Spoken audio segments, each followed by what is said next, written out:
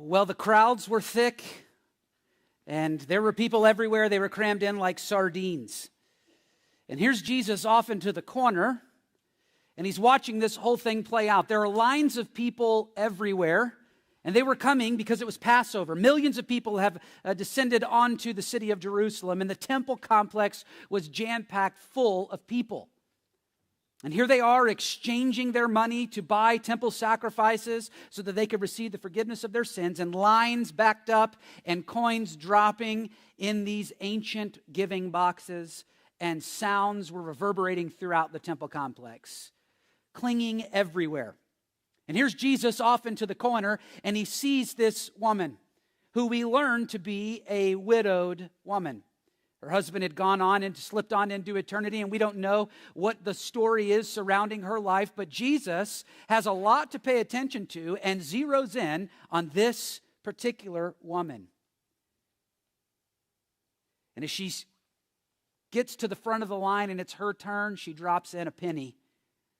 And it makes no noise amongst all the noise of all the opulence in the temple, and then she walks away. And as she's walking away, you could just imagine what her head was filled with. God, that's it. I got nothing left. Today, to get through today, I'm going to need a miracle from you. I'm going to need you to come through like you never have before. Anybody ever been there before? That was her thought. That was her prayer as she walks through this temple with all of these people, and the inner dialogue in her head had to be, only God, you're the only one that can come through. And in that moment, Jesus, she is unseen, though she thinks, Jesus sees her and gathers his 12 disciples and says, do you see that? Guys, that's what it looks like to love God with everything you got. Heart, soul, mind, and strength. That's what it means to love God with everything you have. And they would say, well, why? What do you mean? Because she literally gave out of nothing and said, God, I fully trust you with my everything. And that's what it looks like to follow me. And boys, with what we're about to face, you're going to need that kind of love. You're going to need that kind of trust in the Father, because when life gets difficult, when life gets crazy, you're going to need God like you've never needed him before. So as they begin to walk out the temple, going toward the temple gates, there's again thousands of people around the temple complex. And as Jesus is walking through, I just can't help but imagine the internal dialogue he was having. Because it was only a few days before that he was in there wreaking havoc on their system. What do you mean? I can imagine him walking under the little patio in the open air over here, and he's heading towards the exits, and he sees the tables that he had turned over on Monday, hoping and praying that they weren't extorting the people now, because they were overcharging for temple sacrifices. And the money exchange rate from pagan money to temple money was so high, they were lining their pockets and getting rich off of the giving of the people. And Jesus says, you're making it more comfortable in this house that is God's for robbers and thieves than you are for people to make this a house of prayer. And he overthrows those tables in sheer frustration because of what they're doing to the people. He just keeps walking. And he heads around another corner as he makes his way to the exit and sees another group of old men with gray beards in a huddle, having some sort of important dialogue. And there's no doubt that this was the same group of people that came to him and said, by whose authority do you come in here and start throwing these tables over? What gives you the right? Who do you think you are? And he's like, who I think I am? Pretty sure the one who made all this. And these religious leaders constantly rejected Jesus as God's sent Son to be the Savior of the world, to redeem the world from their sin, and they just never accepted it. And as he walks down the 150 feet of stairs to the ground level of the city of Jerusalem, walking through the city, I just can't help but think that Jesus was thinking about the last 3 days and this stupid tax question that he got. What do we do about taxes? And he's like, oh, I'll give you one. Render to Caesar the things that are Caesar's, and render to God the things that are God's. And that threw everything up on end, because basically he was saying, yeah, there are things that belong to this world, but there's something that supersedes this world, and all things belong to God. What? Then there's this ridiculous question from the Sadducees about, are we going to be married in heaven? And it wasn't really about that, but they made it about that, and Jesus is like, kind of. You're a part of the bride of Christ, I am the groom, and we're going to be married, and we're going to spend forever in heaven together as the bride of Christ, the church of Jesus Christ, and we're going to be in uninterrupted fellowship. There's a party going on for forever, and it's going to be awesome. That's the Aaron interpretation of that passage. I just can't help but think the internal dialogue was quite humorous to Jesus, but it was also elevating. And we're heading into these final days of the life of Jesus. And I know it's been kind of intense over the last several weeks as we began to unpack the final week of Jesus' life, but I want you to know, this is his story. And so if it feels a little intense for us, imagine him walking through this with his own life. As he makes his way up this particular mountain, it's called the Mount of Olives. Right now, if you were to go see that on a Holy Land tour, you wouldn't see anything that looks remotely like a mountain, looks like a hill, and there are virtually no olive trees today on that particular mountain. In the first century, when Jesus climbed up that mountain with these guys, there were olive trees everywhere, and olive trees, the shade that they provide is huge, massive. And so it would have been a great place just to rest, relax, and it was a respite for Jesus. He often went there. And in this particular case, they're standing on the Mount of Olives, and apparently there was a particular break in the tree line. And one of the disciples says to Jesus, "Jesus, isn't that temple beautiful?" All the while missing the fact that that temple was like the barren fig tree. Do y'all remember that? It had the appearance of all the kind of activity, but it was dead at the root. That's what Jesus said the temple was. All the means of activity, all the means of religiosity, but yet it was dead to the core. Which is why he goes in on Monday and starts doing everything that he's doing in the temple, Monday to Tuesday to Wednesday. And here he is, and these guys aren't getting it, which is pretty characteristic of their life. They just don't get it. And he says, "Aren't these buildings just gorgeous? Aren't they beautiful?" And Jesus says, "Hold on. Look at that. Take a good look at that temple. Take a good look at those buildings. Don't be fooled by the appearance of what you see with your eyes. That place will be destroyed." Wait a second, destroyed?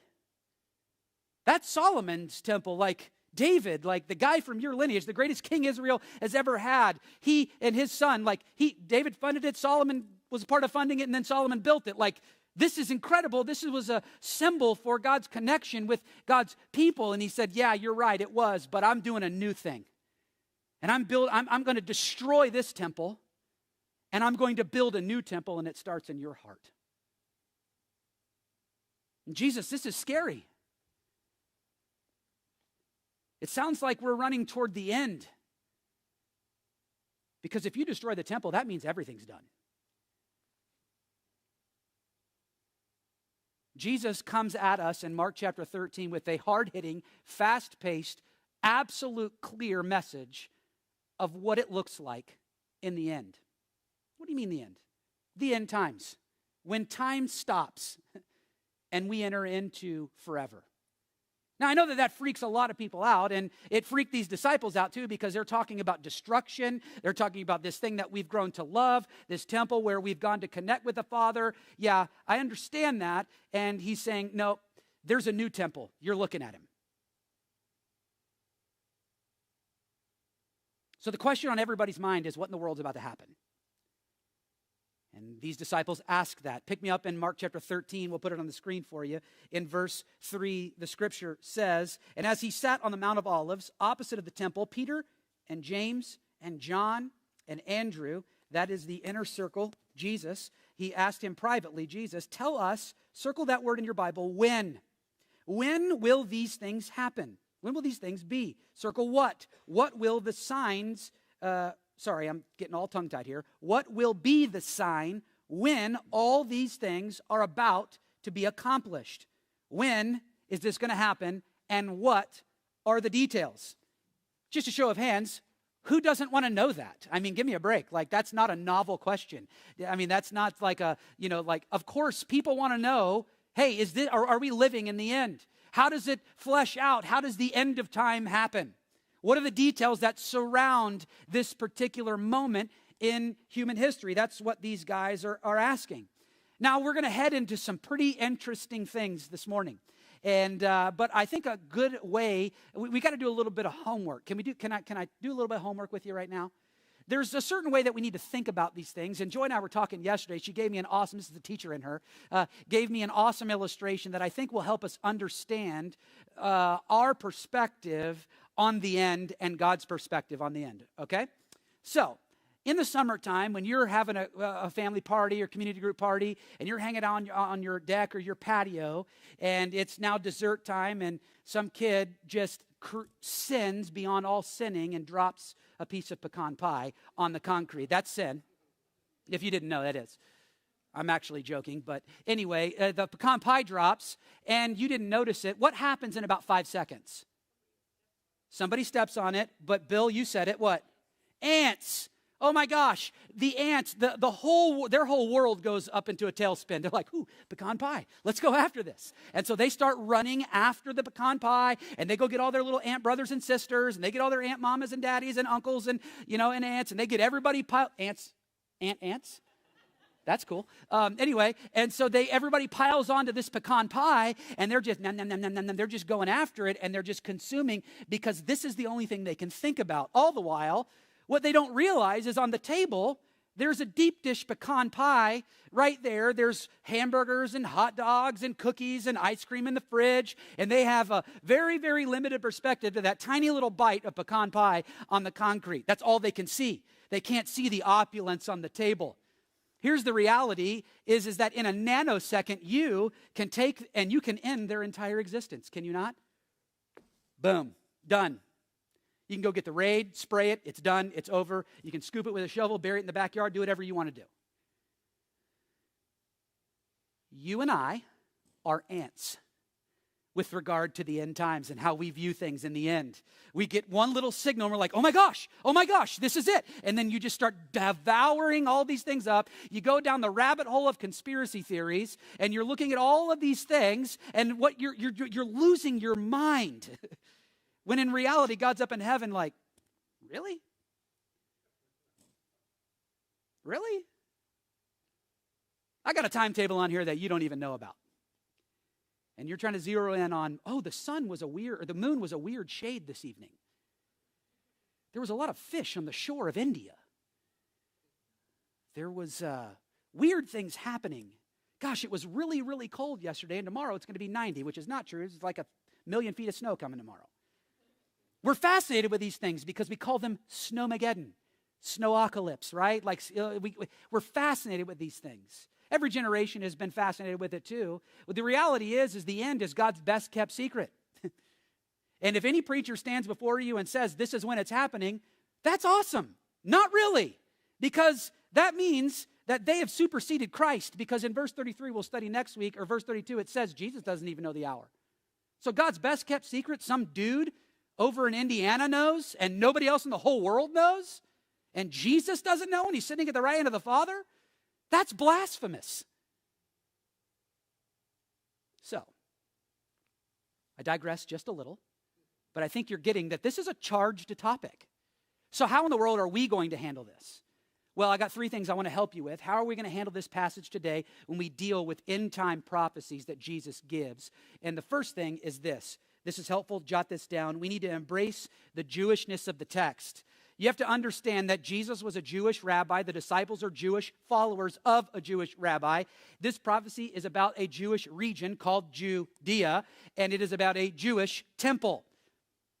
So we're going to resist the urge to look into this passage and go, wow, that definitely says America. No, it does not. No, it does not. So resist the urge to read your story, read your circumstances, read your nation into a text that is about a Jewish nation, a Jewish Messiah, who we follow, by the way. So there are implications for the followers of Jesus, but resist the urge. It's Jewish, not American. Number 2, which helps us stand firmly on what it says. The text says what it says. So there's no reason to do biblical interpretation gymnastics. I'm not going to go take you on a rabbit trail through every single prophetic book in the Old Testament, link you into Revelation, and try to tell you what all these bowls and lampstands are to where you are like, I don't know how he came up with that. I don't know how he drew it. Like, oh man, no, we're not doing that. The text says what it says. The first century readers of the Gospel of Mark took this, they read it, and it was God's word to them. So why would it need to be changed for us?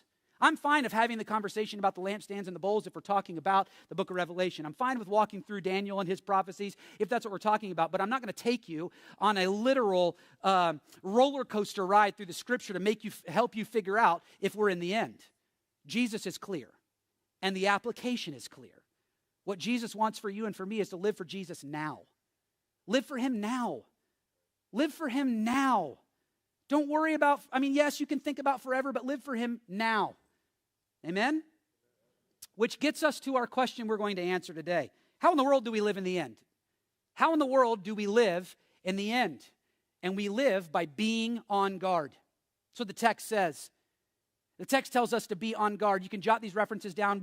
4 times in the Gospel of Mark in chapter 13, he uses this phrase, be on guard. 4 times, 3 times in our text today. So I'm pretty sure he wants us to be what? Yeah, he wants us to be on guard. We'll get there in a second, guys. They're already writing stuff down. So when I see the tops of white heads, I'm like, whatever. Not white heads, like pimples. Whatever. I don't know what happened right there. I got to explain this part. Be on guard. So verse 5, it says, see that. That doesn't say be on guard, but it does in the original language. Verse 9, be on your guard. Verse 23, be on your guard. Verse 33, be on guard. All 4 are the same Greek word, which means to watch carefully and ready to respond. So the idea of being on guard means that you are going to be vigilant, you're going to be discerning, you're going to be paying attention to what's actually happening. So then that logically helps us ask the next question. Why? Why do we need to be on guard? I've literally never had a sermon with this many points. Are you ready? Several reasons. Number 1, we're going to be on guard because fake Christians will deceive you. There are people who you're snuggled up next to in your community that aren't genuine followers of Jesus. They're fake. And I don't mean like hypocritical. I mean false Christians, fake Christians. He says it in the text in verse 5. And Jesus began to say to them, see that, there it is, pay attention, no one leads you astray. So that's going to happen. Many will come in my name, saying, I'm he, and they will lead many astray. If you skip back, turn a page, it's in my Bible, turn a page to verse 21. He ends it, he bookends this whole thing with these fake false teachers. And he says in verse 21, and if anyone says to you, look, here is the Christ, or look, there he is, don't believe it. Do not believe it. For false Christs and false prophets, there it is, will arise and perform signs and wonders to lead you astray. If possible, here's the scary part, the elect, those that are saved. The all-out strategy of your spiritual enemy is to raise up someone that looks like the light, something that sounds like truth, something that feels like the gospel. But it is a wolf in sheep's clothing. It is a fake, phony, and false Christian that has been sent here by the devil himself to distract you and to deceive you from following the way, the truth, and the life, which is Jesus Christ. Now, when they heard this was earth-shattering in their world. Their world was in literal upheaval when Mark wrote this. Mark, by the way, could have gotten in massive trouble for writing Mark 13. Because when you write in Jewish apocalyptic literature, which would be for future telling of the coming Christ, oftentimes, which is the case, in Jewish apocalyptic literature, there is a de-elevation of every other people, tribe, nation, and tongue, and an elevation of God's chosen people. And Rome would have hated this. So this would have been an opportunity for Rome to come after Mark and kill him and crucify him. This was a massive, massive, massive, bold, courageous move on the part of Mark to write this down. And so their world was in upheaval. And what Jesus was saying is he's saying, listen, I want you to be so careful. I want you to pay so much attention because there are going to be people that you're cozying up to that are going to actually deceive you and they are going to come after you. Jewish Christian scholar Dr. Charles Feinberg explains that throughout Israel's history since the time of Christ, 64 individuals have showed up on the scene claiming to be the Messiah. I am he, I am he, I am he, I am he, and they all, guess what, died. They're dead. They were not Jesus Christ. Jesus is warning them, be careful, they're coming. They're coming, and I don't want you to fall for it. Friends, this happens in every single generation. In every single generation, there's some person who shows up on the scene and is self-proclaimed deity and says, I'm the one that you should follow. Jesus is saying, your questions about the end are so pervasive, they're so curious, you want so many answers that you're going to look around every corner, Google every topic imaginable, and there's always going to be someone, some organization that pops up and tries to give you the answer, and they're going to deceive you. Don't fall for it. It happens in every generation. It didn't take very long. In the 70s, there was a man by the name of Jim Jones, bought a small island, became known as Jonestown. He was a cultic leader, and there were over 900 people, which all of this is what you see, over 900 people that took on this colony that literally drank the Kool-Aid in mass suicide to achieve utopia in some random place in Africa. I'm the Messiah, follow me. Let's go. Fast forward several years later to the 1990s. If you were raised in the 90s, you'll remember these. The Branch Davidians, who were led by the self-proclaimed Messiah, David Koresh. This ended in mass casualty and fire and lots of questions. 1997, perhaps the weirdest of all of them, was Marshall Applewhite, who claimed to be deity and said that we got to leave this world. And there is a comet coming across the atmosphere of Earth, and we've got to go catch up and get into this utopian spaceship. So we're all going to drink the Kool-Aid. 39 people committed mass suicide in order to go into utopia in space in some really weird planet. Lest you think this was a first century problem, this happens now. Well, Pastor, I'm not going to follow a guy like that. Praise God. Not going to follow a guy like that. That guy is a wackadoodle, man. I mean, he's just crazy. And you might say, yeah, that I'm not going to follow crazy. You might not. But the devil masquerades around like an angel of light. And it might feel right. It might not look that crazy. But it makes its way into your world and mine. And I'm going to be honest with you, I'm scared for you and for us. The Apostle Paul writes to young preacher boy Timothy in 2 Timothy chapter 4, a pretty startling verse that I'm seeing played out right before our very eyes today. He says, for a time is coming, I believe it's now, when people will not endure sound teaching.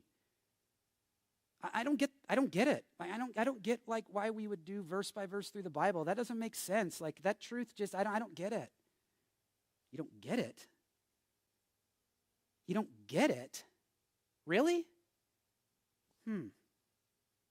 What's going on? They have itching ears. They will accumulate for themselves teachers to suit their own passions. Tell me what I want to know, not what I need to know. Tell me what I like to hear, not what I need to. I don't need the truth. I just need some of those like sugar pops. Give me a little sugar stick. Give me a little soda. Give me a little cupcake. Don't talk to me about hell. Don't talk to me about sin. Don't talk to me about the end. Talk to me about the victorious Christian life. Come on. You won't survive the end if that's all you're eating. Having itching ears accumulated for themselves teachers to suit their own passions, and listen to this, and will turn away from listening to the truth and wander off into myths. Hello.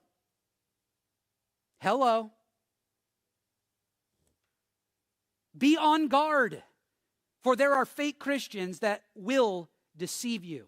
That's why you need to be on guard. Number two, be on guard because life will scare you. Can I get a witness? Life will scare you. Here we go. Verse 7, he says, and when you hear of wars and rumors of wars, aren't you glad you came to church today? Don't be alarmed. This is man, what a horrible Valentine's Day sermon. I love you enough to tell you the truth. So here we go. And when you hear of wars and rumors of wars, don't be alarmed. Don't freak out. Don't be scared. That's where I'm getting that point. Don't be scared. This must take place. What? It must take place. But the end is not yet. For nation will rise against nation and kingdom against kingdom. Wars, conflicts, international dissension, and kingdoms expanding their reach is something that Jesus' followers in the first century were common. It was a blaring headline every single day. They were aware that there was an expansion of Rome, an expansion of other empires, an expansion of other world powers. There was, I got to take that territory. I'm taking that city. I'm taking those people. It's mine, it's mine, it's mine, and it's mine. This was a reality for their world. And Jesus is saying, I want you to know that the wars, the rumors of wars, and international dissension is a characteristic of normal life in the end. Now, that doesn't sound very encouraging for us today, but it does. Because what that means is that this has always been. And it will continue to be until God says, appointment finished, time is over. It is a part of his whole plan and process. Now, that doesn't mean that God is evil and mean and he's sitting up in heaven with his feet kicked back, just chilling and not moving. That's not true. He's moving through you. He's moving through us. He's moving through lives right here that have professed faith and trust in Jesus Christ. That's how the darkness gets pushed back. That's how the decay slows down, by followers of Jesus living for Jesus here and now. And so life will scare you. Life has a tendency to scare us. Amen? Yeah, one writer said, read the current events. You got to be careful because we can read current events as heralds to the end. You see something happen in your world, you hear some war, you see somebody moving missiles and going into some sea, and you're like, oh, it's the end, it's the end. When one stands, he goes on to say, when one stands in the middle of history, one can easily misjudge the importance of events on God's scale. You're an ant, and you're looking at a piece of pecan pie, you're not looking at the whole pie. God's got a whole agenda that he is ferociously committed to. And nothing will speed that agenda up, and nothing will necessarily slow that down. It's a target on God's calendar, and he's moving towards it. Even though life can be scary, it is. With the rise of an unknown illness called COVID-19, which is a weird name for a disease, by the way, or an illness. With riots in our streets, city burning, international conflicts, all the way from the Middle East to the restlessness in China, North Korea, and Russia, you can look at our world and go, oh my gosh. This has to be it. Period, end of sentence, done. There's no way, because you're looking at it from a limited perspective. What do we do in these times? What do you do? What are we supposed to do when life scares you? Listen, when life puts pressure on you, that is a gift. That is a gift. And I know that sounds very sick and very twisted, but it is a gift to use, to leverage, to press into the very presence of God. That is where your peace will come from. When life scares you, run into his presence. When life scares you, run into the Word. When life scares you, run to a Christian brother and sister. Run into the gathering of the saints. Listen. The priority of this moment right now is summa cum laude of your life. There is nothing more important than this moment right now. Because this is the moment where you get recharged by the power of God. This is the moment where you sit under truth of God's word, where it begins to chip away all that really weird stuff that happened in the week, all that clickbait that you fell for, all the other things that you started looking at. And when life begins to scare you, this recalibrates your soul to go, oh yeah, I got to knock that off. I got to be encouraged by the saints. I got to come and be encouraged by the word. The writer of Psalms 27 verse 3 says, listen to this, though an army encamp against me, my heart shall not fear. Though war arise against me, yet I will be confident. The prayer of a person enduring the end, I will remain confident. Number 3, why do you need to be on guard? The earth will shake you. The earth, when it shakes, is a metaphor for the turmoil in the world. Notice what Jesus says in verse 8. Are you still with me? All right, thank you. There will be earthquakes. I'm moving on whether you're with me or not, by the way. We got a lot to cover. For nation will rise against nation and kingdom against nation. Here's the second part of verse 8. There will be earthquakes in various places. There will be famines. These are but the beginning of birth pains. We got a lot of pregnant ladies in our house right now. Not like my house, but like the house of God. That would be travesty. And scientifically impossible. Anyway. He's saying that these things are birth pains. He's also saying that this should give you a little signal here, that when natural disasters happen, earthquakes happen, famines happen, by the way, they've been happening since the Old Testament.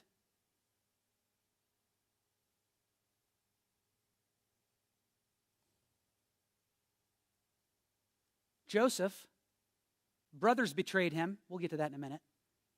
Finds himself in a pagan culture preparing for famine. Well, famine just feels so apocalyptic. It feels the end. They thought it was the end too, I'm sure.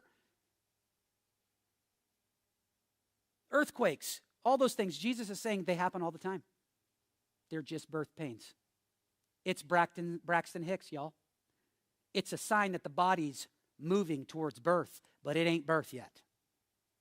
It's not even real labor pains. Ladies, can I get a witness? Just a little bit of heartburn before the whole thing comes down. He's saying this is a part of the birthing process. It's just labor pains. It isn't even the real thing yet. When your world begins to crumble, you just can't help but think, oh my gosh, there's nothing we can do. Well, that's not necessarily true. You guys remember when Hurricane Katrina hit New Orleans? Y'all remember that? I remember it too. And there was this particular TV personality. He wasn't really a preacher, but a TV personality. And he was very quick to say that this was God's judgment upon the Big Easy because of the rampant sin that was in that community. That's weak. Many pulpits across America in 2020 quickly ran to COVID-19 being a massive judgment of God on the human race, and quickly said that. Can I just tell you, shame on you, preacher, if you said that. Because our text tells us, they're just birth pains.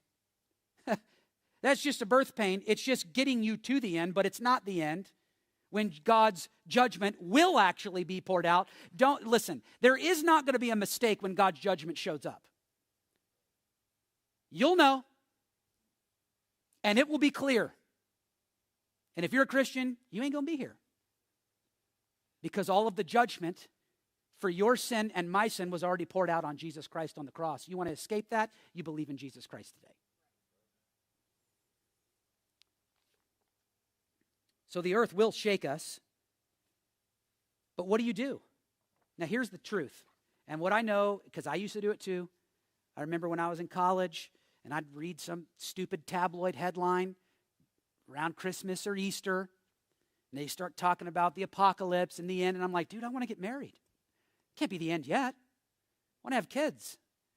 Now I'm praying for the end. No, I'm just kidding. I'm kidding. I love you. My kids are in here. I love you. I'm just joking. Totally joking.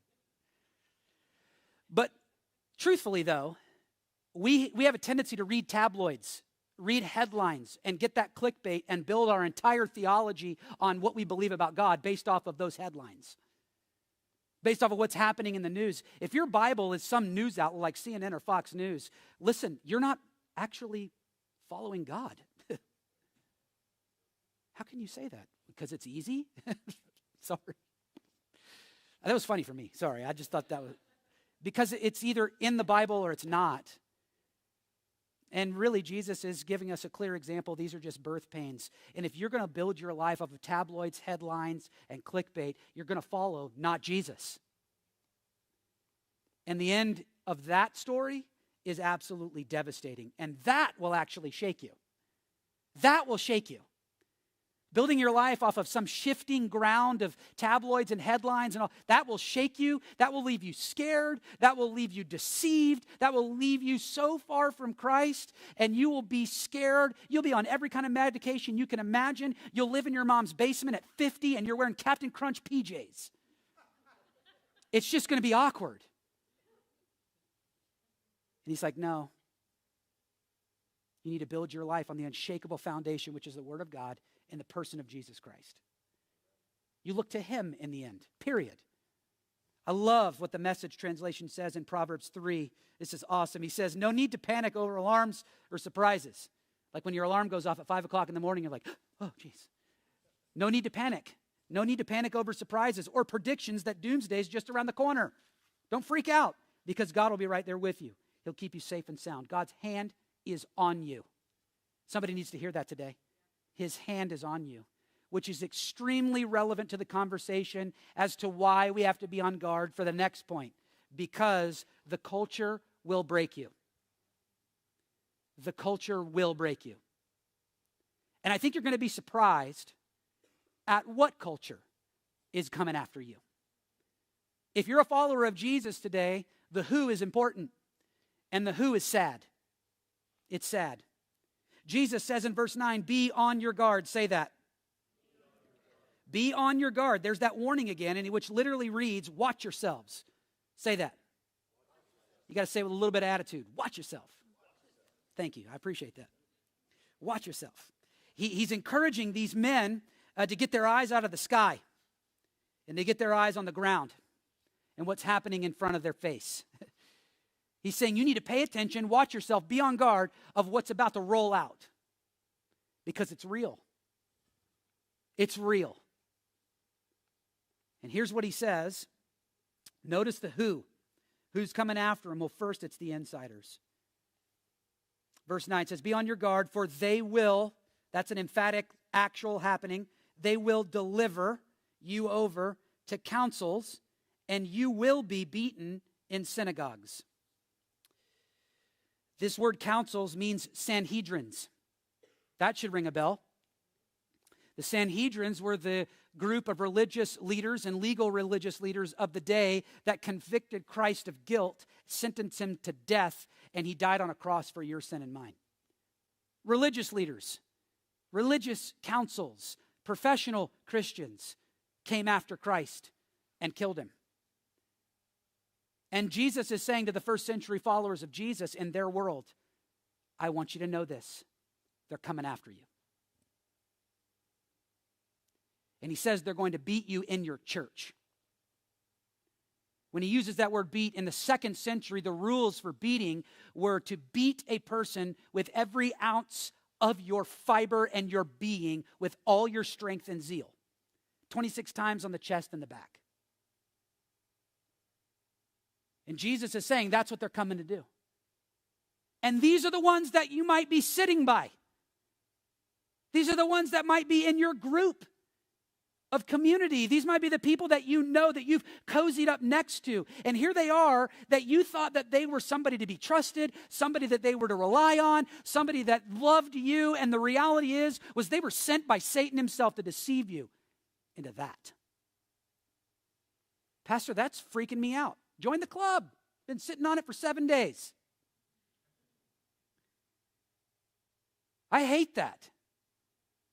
But I don't get a choice. I don't get a choice.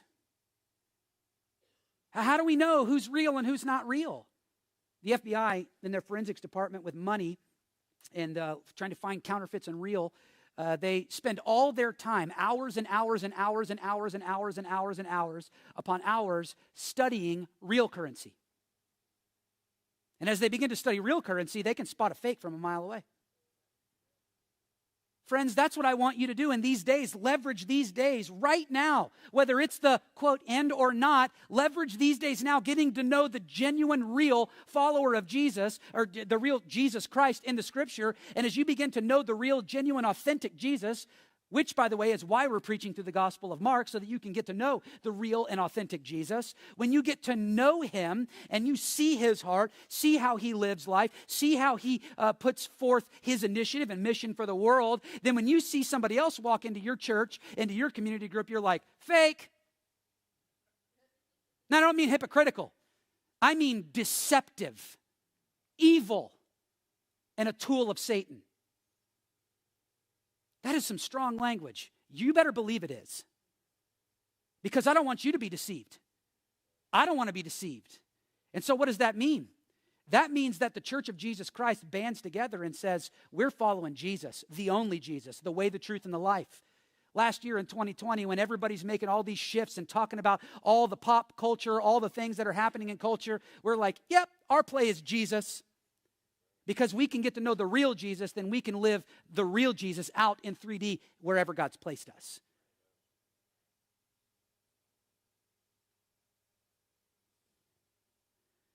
Got to know the real one. It is sad to me to know that insiders are going to come after other insiders. That means that you might... Let me just say this. It was a shock to me at first, and then I started thinking about church.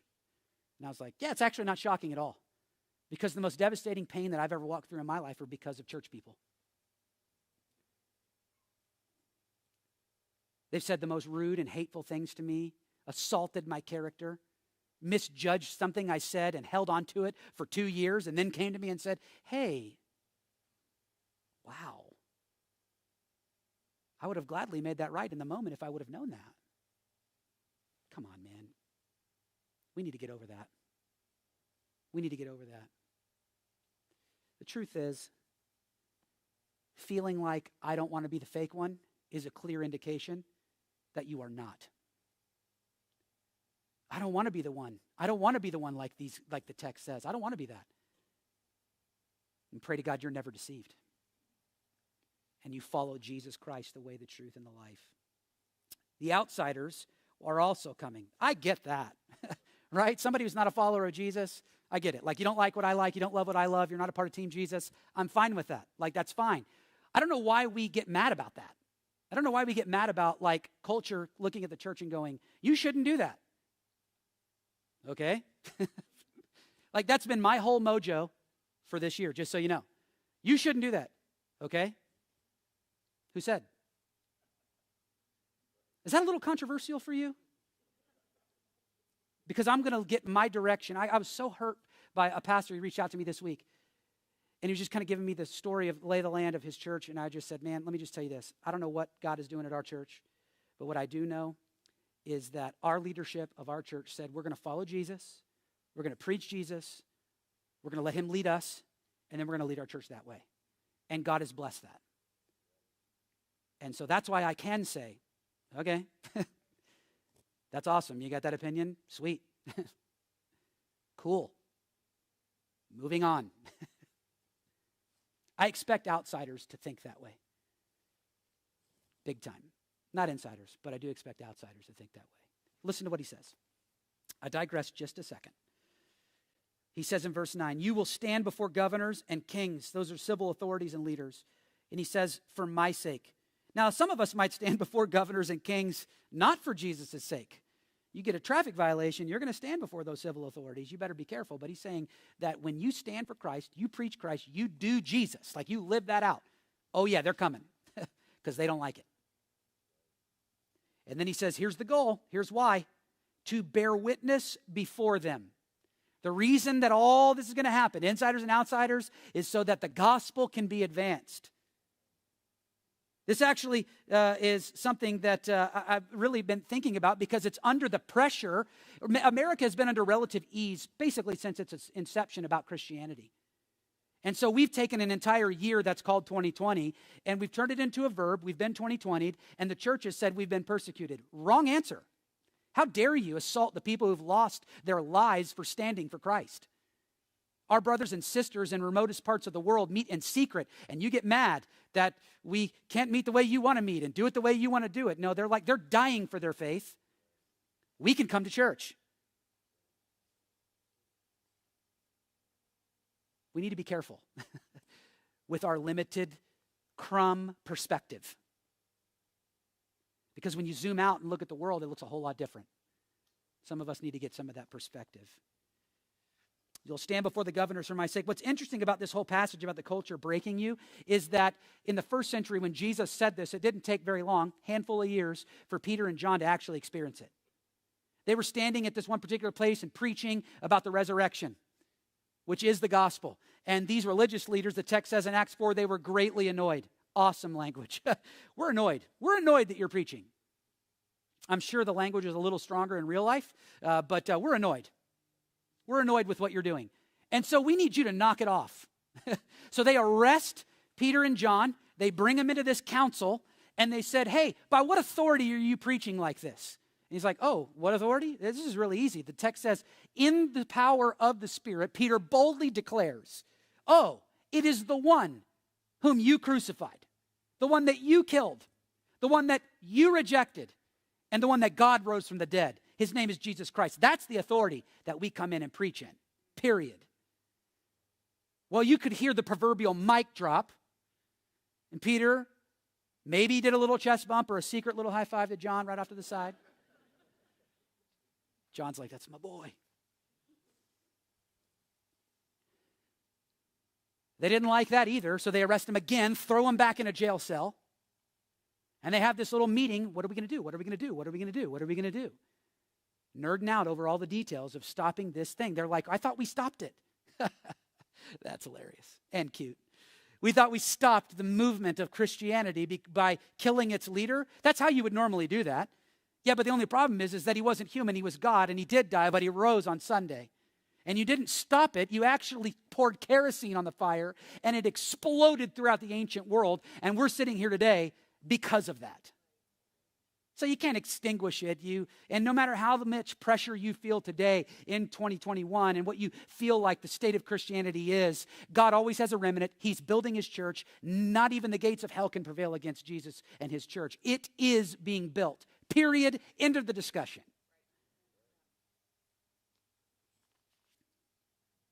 And so these guys bring them back, and here's our brilliant idea. You ready?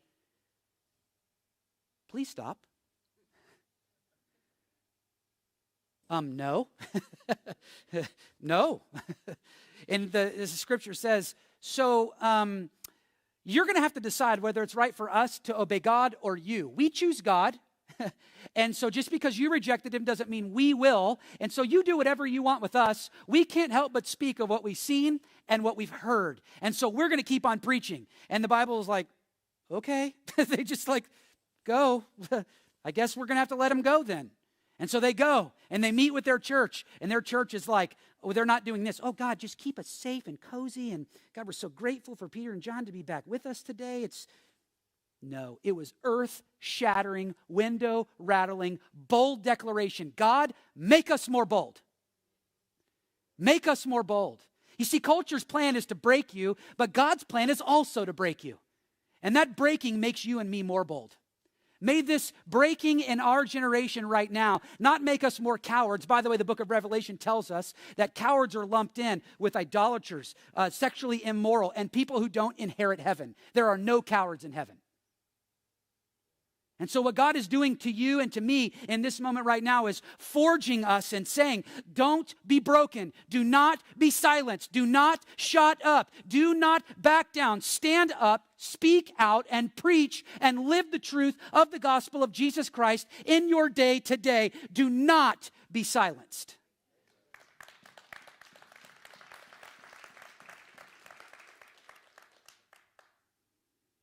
The mission's going forward. And he says it in verse 10. The gospel must be proclaimed to all nations. Now, a little sidebar on that. A lot of people theologically try to wrestle with that verse and say, if we just preach the gospel faster, more people will get saved and Jesus will come back sooner. Well, that means that his whole end-time theology is based off of your obedience. Well, that sounds pretty dumb if you're God. It's not based off of what you do. It's based off of him. So you can't speed it up, but it will go out. And as we proclaim the gospel in the pressing, in the crushing, in the persecution, guess where it's going to land you? Verse 11. And when they bring you, man, I'm sorry I have to deliver this to you. I just got to, because it's the word of God, but it is encouraging once we get to the end, so stay with me. And when they bring you to the trial and deliver you over, don't be anxious. Okay, Jesus. Wow. Don't be anxious beforehand what you're going to say. But say whatever is given to you in that hour. For it is not you who speak, but the Holy Spirit. This bravery and courage in these days is going to lead possibly to you standing and giving an account for why you're doing what you're doing. It might be me. It might be me standing before a council in my lifetime saying, why do you keep meeting? Why, what makes you think your truth is the only truth? I just got to be honest with you. I had a conversation with Josh McClain about this several months ago, and it's been playing on repeat in my head. And he's like, bro, if they chain that door, I'll go to Ace Hardware and buy the bolt cutters for you. I'm in it with you. And me, knowing what the text says maybe there's a day where that's coming, where I've got to give an account, where Sunrise has got to give an account, where we say, yeah, we're truth people, we're the gospel people, but we won't bend and we won't break because we're about the mission of Jesus advancing in our day. So we're just going to leverage the pressing. We're going to leverage the crushing for the crushed soul that is shaken and broken and bruised that needs the hope of the gospel. And he says, don't worry about what you're going to say when you need to say it because you've got the Holy Spirit. Friends, you know you got a secret weapon. He's your hydroxycut. He's your pill. He's your quick, I hate to use that, but he's your quick fix. He's your secret weapon, the Holy Spirit. Now, if you were raised Baptist like me, you don't even know what the Holy Spirit is. You're like, I read it, but I don't know. I don't know. That kind of freaks me out. You got a big brother in Jesus, a father in God, but you got a comforter, which is the Holy Spirit. And he's there to give you the nudge, the strength, the power to endure. He's our secret weapon when culture's trying to break us. Stand with courage in the strength of the Spirit. I love what Paul writes in Ephesians 3. He says that according to the riches of his glory, he may grant you to be strengthened with power through his Spirit in your inner being. It was that strength of power that strengthened the Apostle Paul to preach to the average Joe all the way up to the king. It was the strength of the Spirit that led Corrie ten Boom in an insanely ridiculous time to be a follower of Jesus as a missionary in a hostile country. It will be you that is strengthened by the power of the Holy Spirit to stand when it is easy to fall in your neighborhood, in your school, in our community, to be a voice for truth. Not a voice for good, but a voice for truth. And it will be the strength of the Spirit of God in you that strengthens you to do that. Not your self-motivation or some great sermon or some great book or a TED Talk. That's not going to work. You're going to need the strength of the power of the Holy Spirit.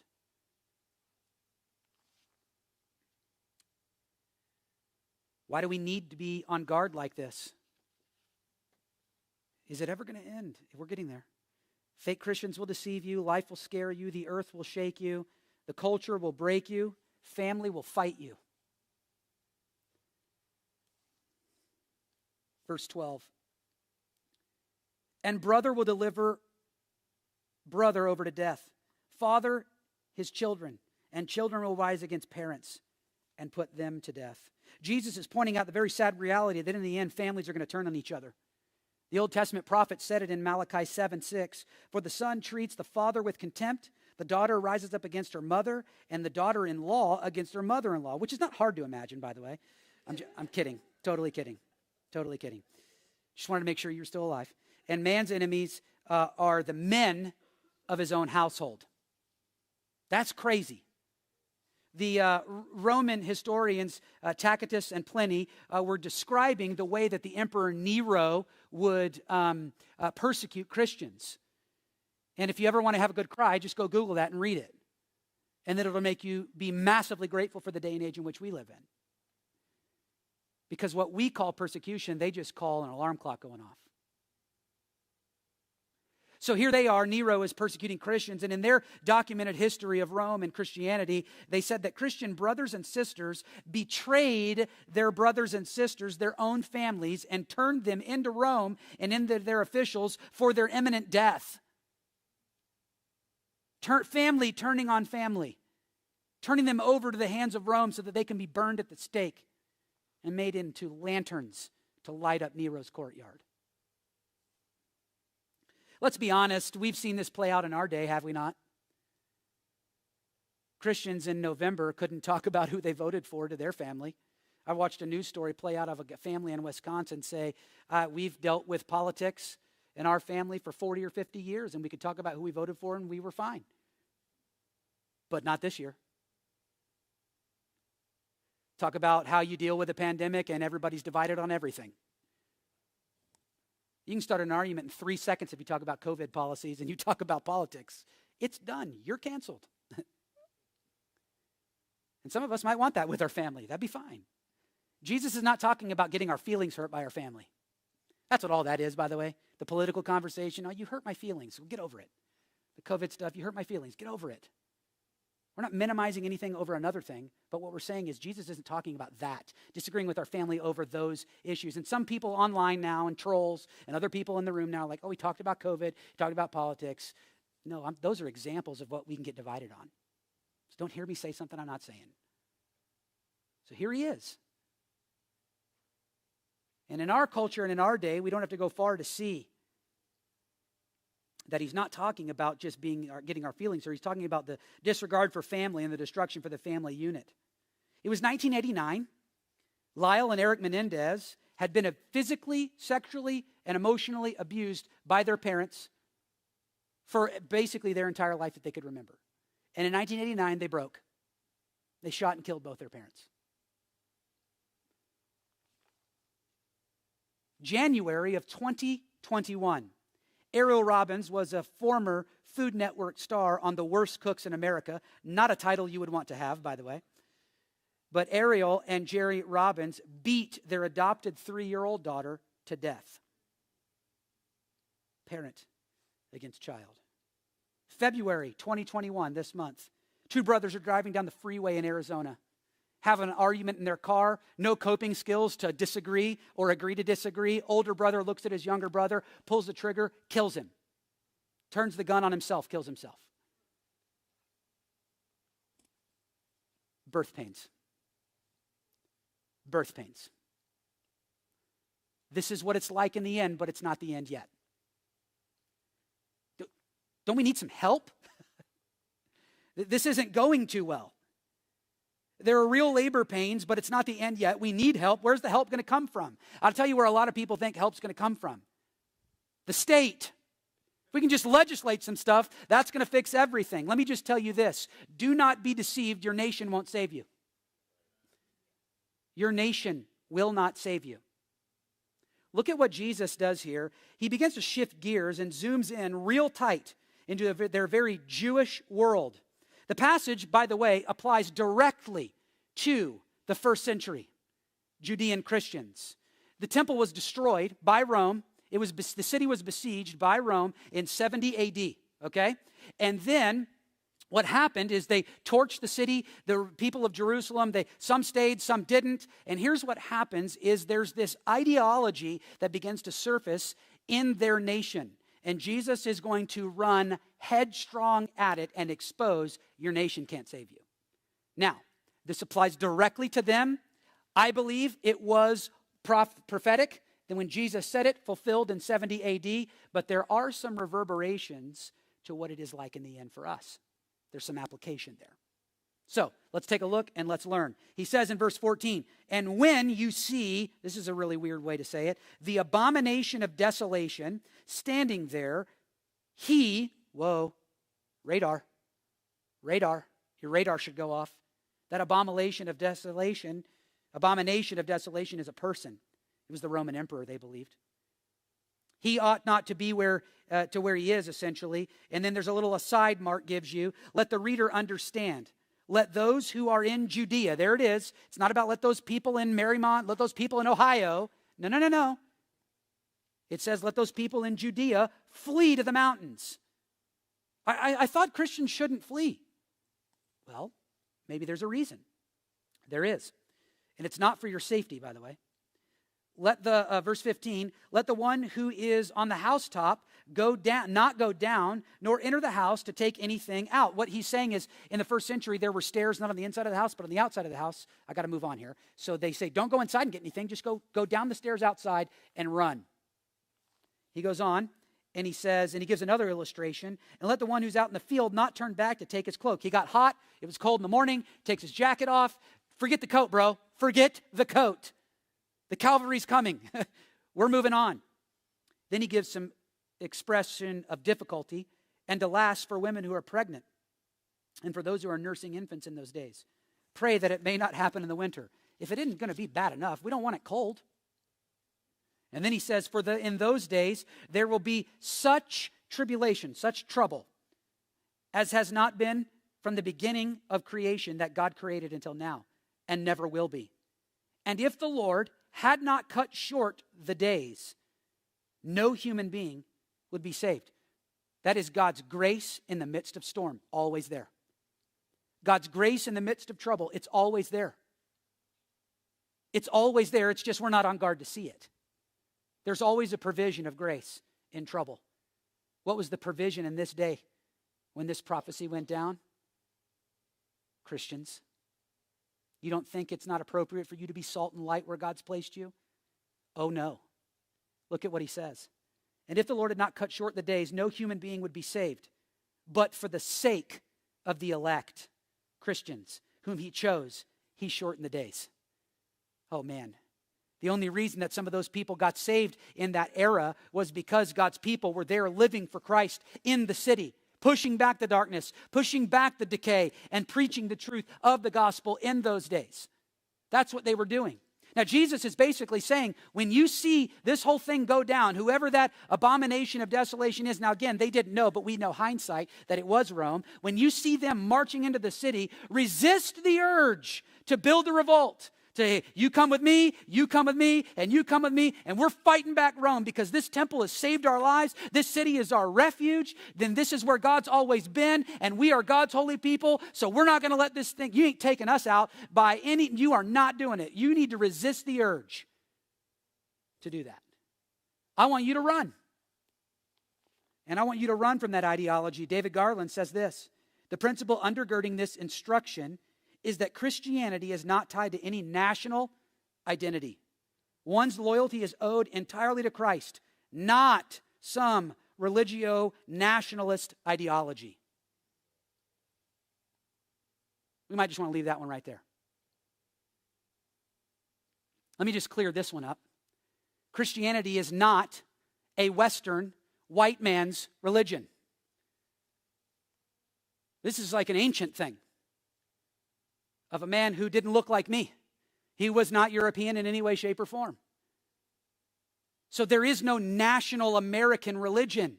There's no national European religion. This is a Jewish carpenter from first century world who we all follow.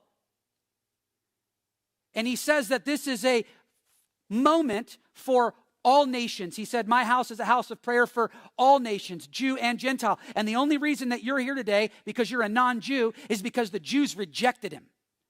And he opened the door for Gentiles to be saved. I don't know if you ever thought about this, but I kind of praise God for that rejection. Because of the fact that we could even get in.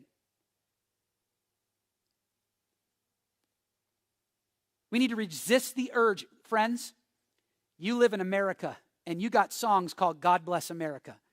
And you've got preachers that are just dumb. Dumb. Some of you might think I need to be one of those. I'm not. But it is a nationalistic American version of Christianity. Where as long as your candidate's in the White House, then God's favor is on us. That is a lie. And that is a blatant abuse of their pastoral authority. They need to repent, and it is a blatant misuse of the Bible.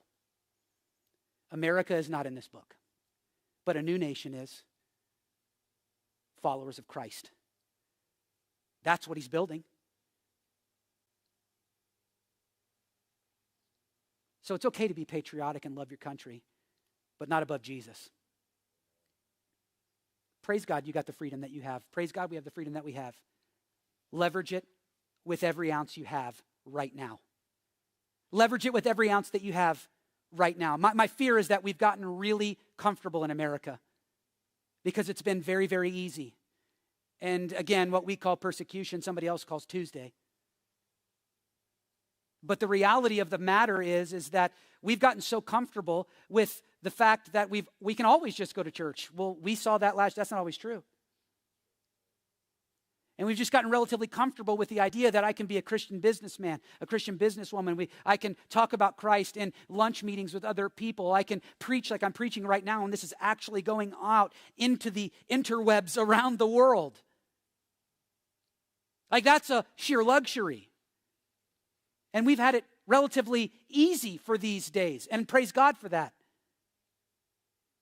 But do you know what that's done? It's given us a false sense of comfort that we don't need Christ. We don't need him.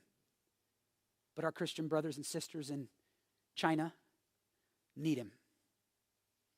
Our Christian brothers and sisters in Islamic-controlled countries where you can't get in and be a Christian or you will be killed, need him. In remotest parts of the world where there is no language that we even know, they need him to get through the day like the widow who gave it all. I need him. Do you think maybe God might be trying to get to your heart today?